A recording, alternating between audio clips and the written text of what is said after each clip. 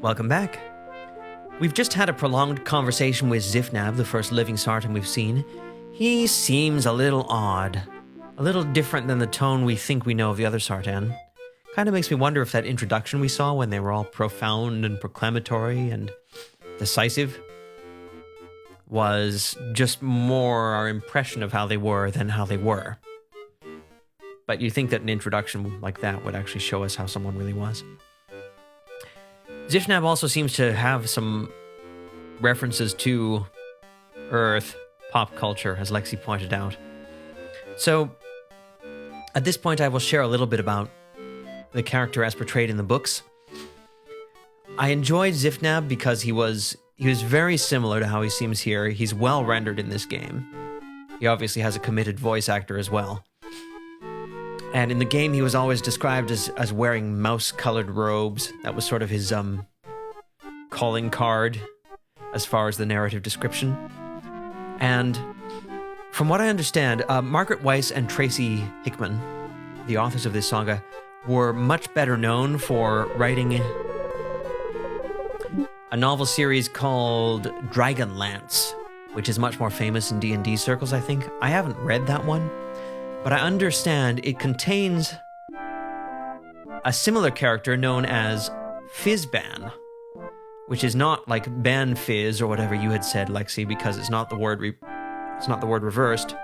It is the syllables reversed, but they maintain their order. And in the book, Zifnab, I think upon his first arrival, implies himself by verbally tripping over himself in the way we're familiar with to be that character. So I think that Zifnab or Fizzban or whoever he is actually intended by the authors to be almost like a Tom Bombadil figure, like somewhat of a meta character whose scope is broader than even a single novel's universe. So by coincidence, I think you actually kind of called that, Lexi. So congratulations. We never really learn more than that, and it could be that this character shows up in other books that they've done, other than those two series, but I've never found out. Lexi says that opening scene with the Sartan was just propaganda. Exactly. It could have been. Anyway, how do we get out of here? We can go down the stairs, and we can see the branch. A branch reaches out over the chasm between two trees, right? Which could be why he talks about going away for a few years. You're right. In fact, that could very well be a reference to that. Exactly.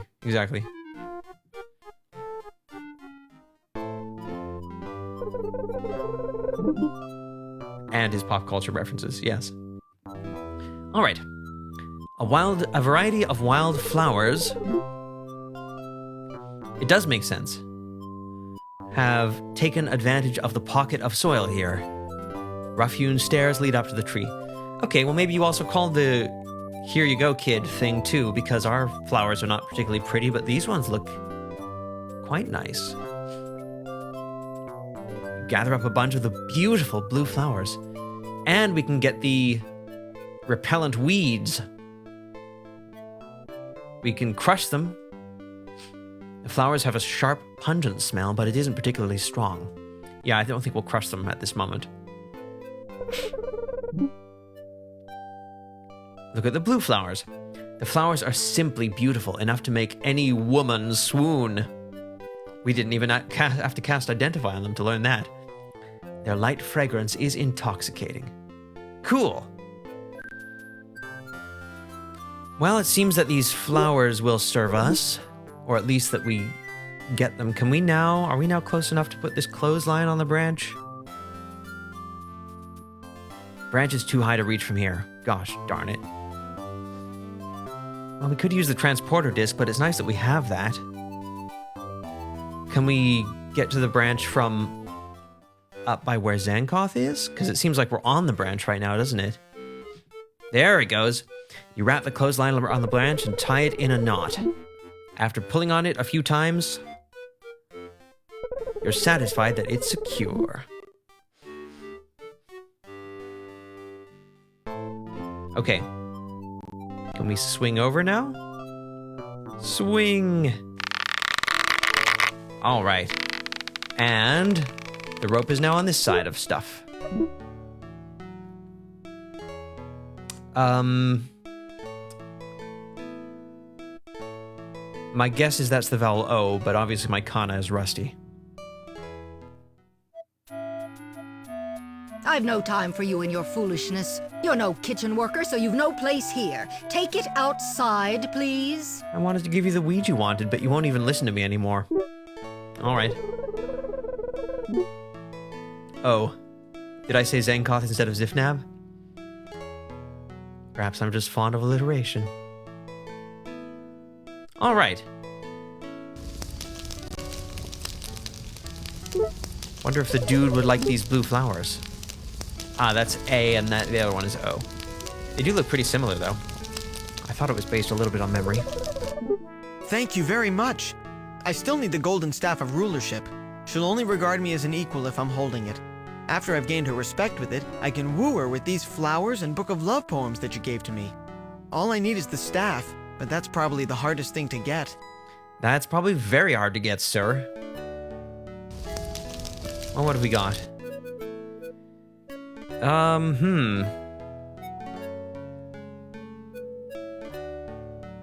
We could drop the disc all the way down and then transport down there. What do you say? Should we try it? You lay the disc on the ground. Okay. Can we throw it all the way down to the maw? Throw the black disc into the maw. You heave the disc into the bottomless maw. In seconds, it plunges out of sight. What scope do you want, Zankoth? I bet Lexi will do it for us.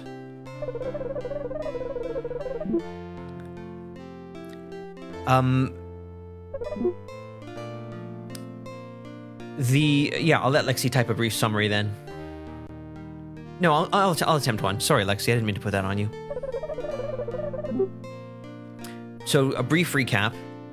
Our name is Haplo. We are a patron. Our race has been imprisoned in a hostile labyrinth by our enemies, the Sartan, for thousands of years.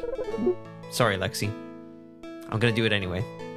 We've finally broken free, and our job, as given to us by our Lord, is to recover the pieces of the world's seal which were used by our opponents, our enemy race, the Sartans, to break the world into 4 realms. Czar wants to get all these pieces back so that he can bring the realms back together. At least that's what he seems to be hinting at. It seems that in each of the 4 realms, the mensch races, humans, elves, and dwarves, were given some kind of a long-term test by the Sartan that would determine whether they could finally get along within each realm. When they had, the Sartan's plan is that all the 4 worlds would not be rejoined, but they would be interconnected and play roles within a new, future, prosperous society. We are currently on the 2nd realm, called Prian. We've met our first Sartan, this fellow Zifnab, who seems to be more of an oddball when it comes to Sartan. And Zifnab was trying to nudge this realm's reunification into occurring. On a more local level, we've met this poor young prince who's in love with a princess, and it seems that he wants to court her, and we want to help because it seems like that would get us access to the golden sword and the golden staff, which are instrumental in this realm's reunification, and that's where we currently are. We know that the golden staff is way down there in that maw, and that's why I tried to throw the transportation circle down there. Maybe we can get the staff. Lexi, feel free to continue, though, if you want to. Especially if I missed something.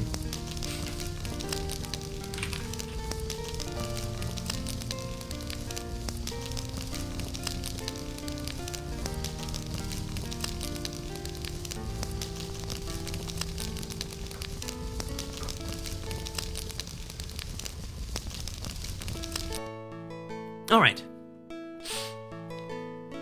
If we were a very advanced user, we could start to pick out the runes that make this spell as well. I'm kind of tempted to try it. Is it this one, and the one with this curl on the end? No. I think the first one is right. No, maybe it's not. First one could be... No, maybe the first one is right. Maybe it's this one and this one. There it is, transportation. I did remember it. I'm Haplo. All right, here goes. You weave the spell in the air. It floats lightly over to the disc, it strikes, and an explosion of light obscures everything. Eventually the light fades, blah, blah, blah. Okay, so that's exactly what it told us last time. Only hopefully we'll be in a different place this time. Lexi says we found the necessary items in the air realm, Arianis, which heavily featured beloved dwarves, Jar and Limbeck. Exactly. The dwarves were being tricked by elves pretending to be glowing gods. Right. Okay. Let's see where we ended up. Oh.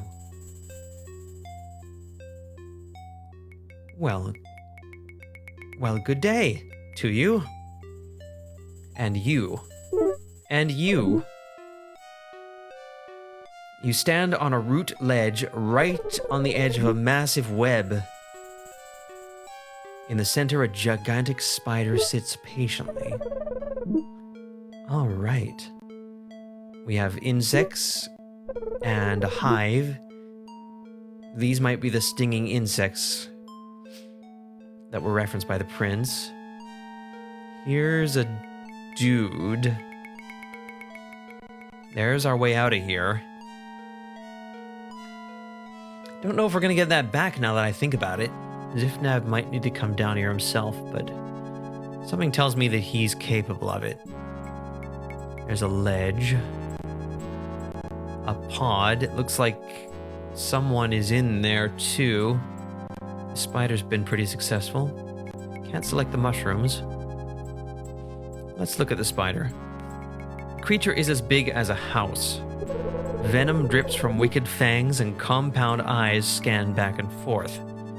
It sits quietly, patiently in the center of the massive web, surrounded by pods which contain previous visitors to its domain.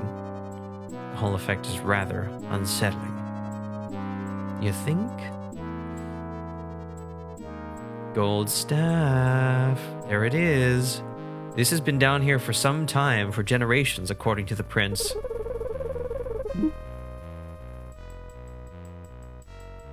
Do you think that this is a spider from Earth, Lexi? Is that what you think?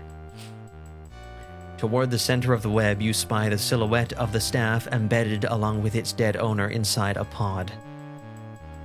One golden end protruding from the pod reflects the little light in the pit. Oh. And we have an up arrow. Does that lead us into the transportation disc, or can we go up higher?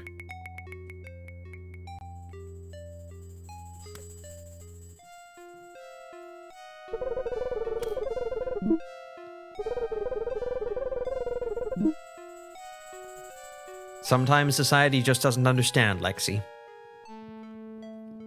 Don't worry too much about it. Let's see, put the gold staff on the corpse. Perfect. No. Let's look at the corpse.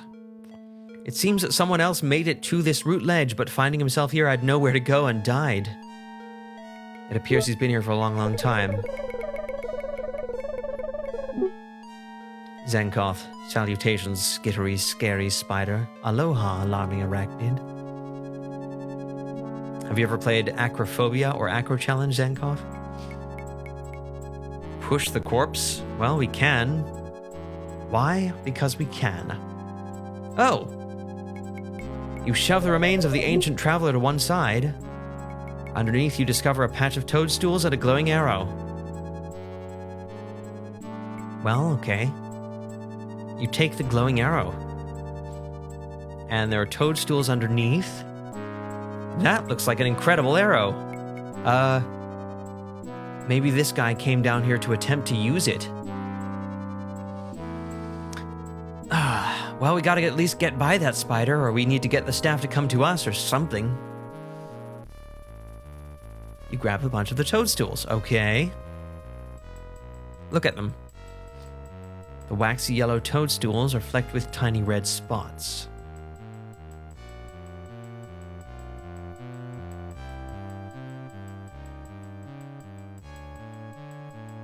Can we eat them? Do we want to eat them? That might be a bad move. Doesn't have any taste at all. Okay, well, let's cast Identify on this arrow, because it sure looks magical.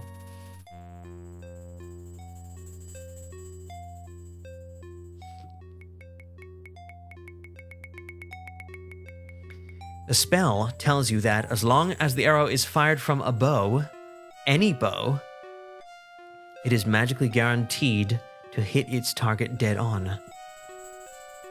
Well,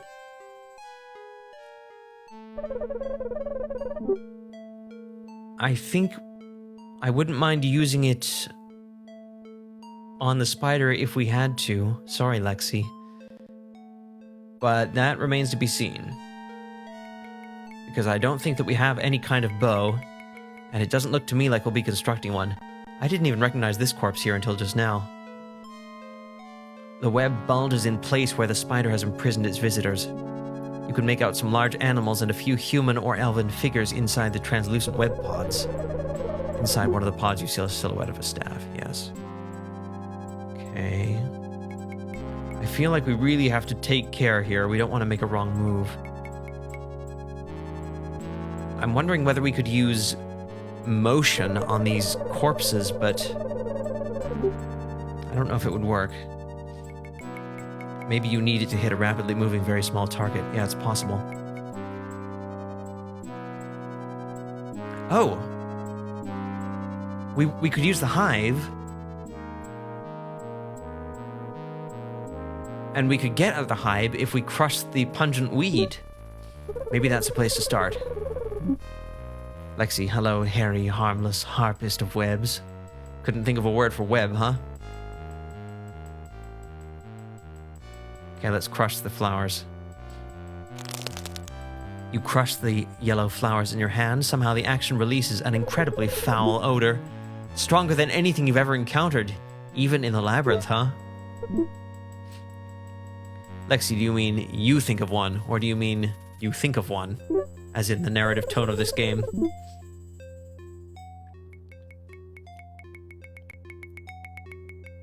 Lexi, I believe you just told me not to take your job.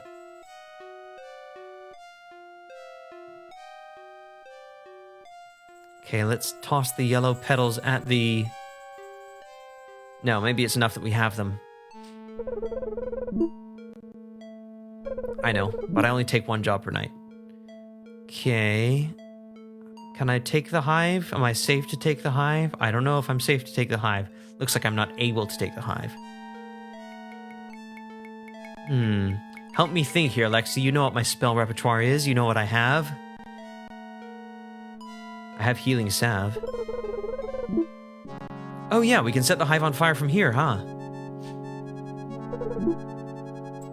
We've never used our... Oh no, we've used our fire spell once, ever.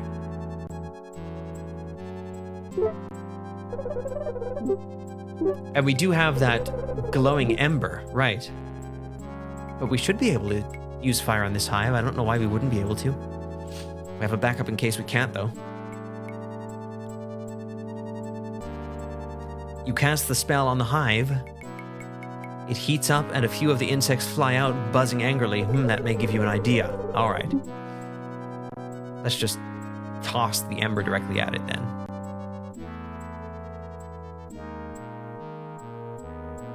Put the shell with the ember on the hive. Does that work? That might mean throw it. As soon as you touch the hot ember to the massive hive on the tree, it bursts into flame. In surprise, you jerk your hand back and drop the shell containing the ember into the web below. I guess that's why we needed that. The air erupts with the nasty, stinging bugs that had made the hive their home.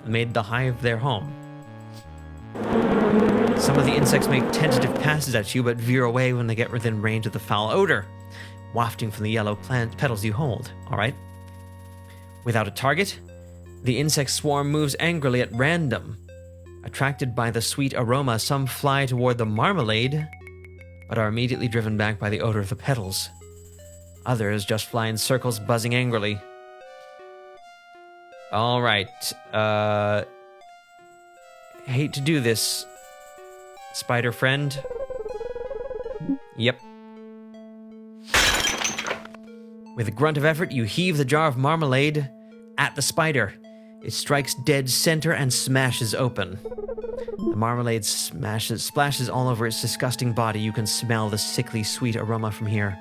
Sounds like the spider must have an awfully hard shell for that to have happened. But exoskeletons are hardy.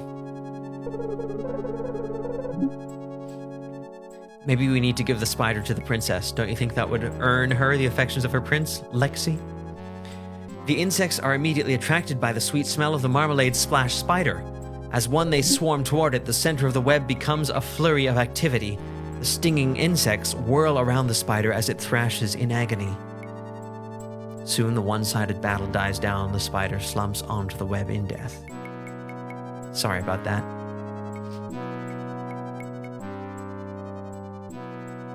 One more corpse for the web, I suppose.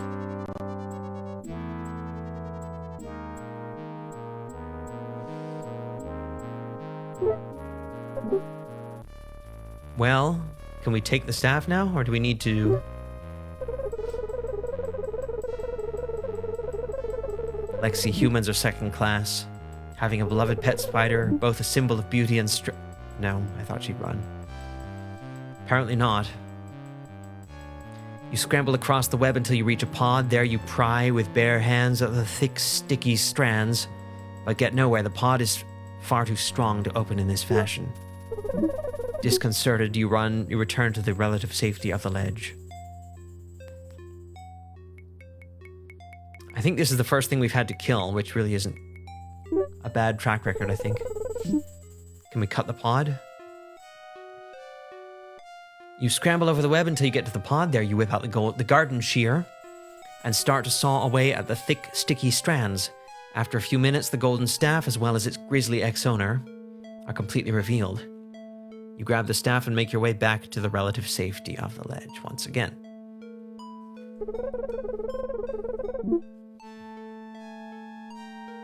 Yeah, she's just living her life.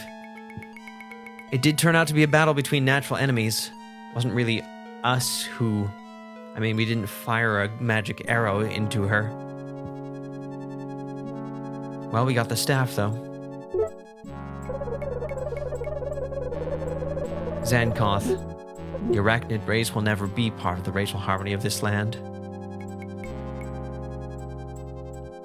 There are tales told down in this area. I think it's time to leave. Does this take us back up through the transporter disc? Oh, even if you could climb the sheer trees, it would take weeks to reach the top. Alright, in we go. Oh, we could take the disc, but no. Let's build our spell up again. What was it again?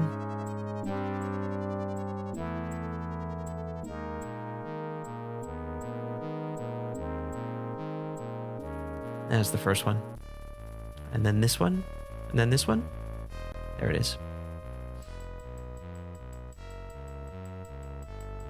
The only thing that remains is the disc, but its color has changed to white. Well, it looks like it's been peaceful up here. I don't know if Zifnab is coming back tonight. You know, you'd think he'd bring his dragon, and that's gonna take a while. Well, the staff is perfect. Its golden surface is flawless, much like other Sartan artifacts you've found. Here you go, Princey. You give the final item to the prince and offer a quick word of encouragement. He breathes deeply to bolster his courage and strides toward the princess, holding the staff out before him like a shield. Yeah, that's what it is. It's a shield. I committed unspeakable crimes for this. The prince nervously sidles up to the princess. Her eyes open wide when she sees the object he holds, and she excitedly asks about it. All right, that did mean something to her, I guess. Let's have a sip of tea.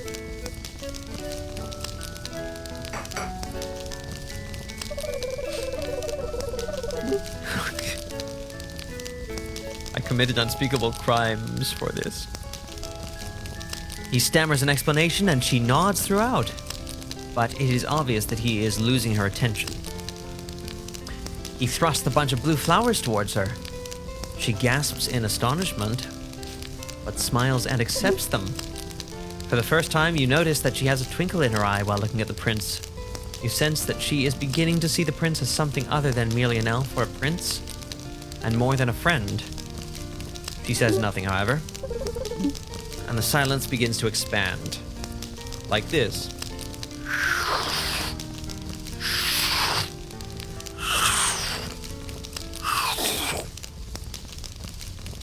Nothing says silence like, according to her character so far, you'd think she'd be more offended by the flowers.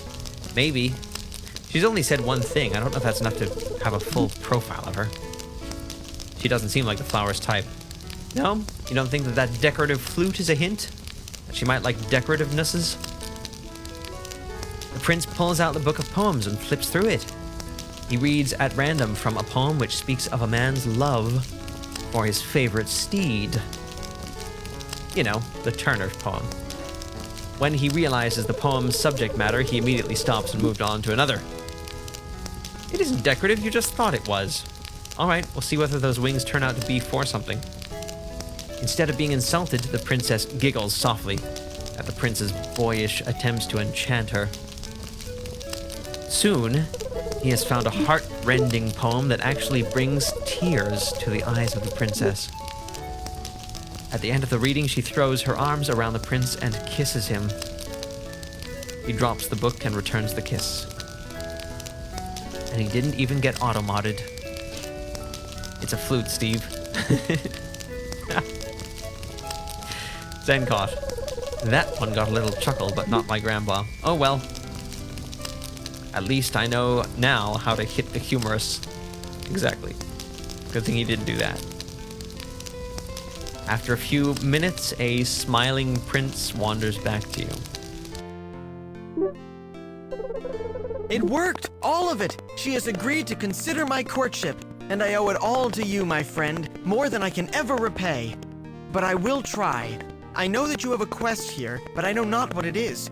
I will accompany and help you as I can, and perhaps I can give you some fraction of the happiness you have given me. All right, now we're talking. Don't use the magical arrow on children. They do move fast. All right. Mission accomplished.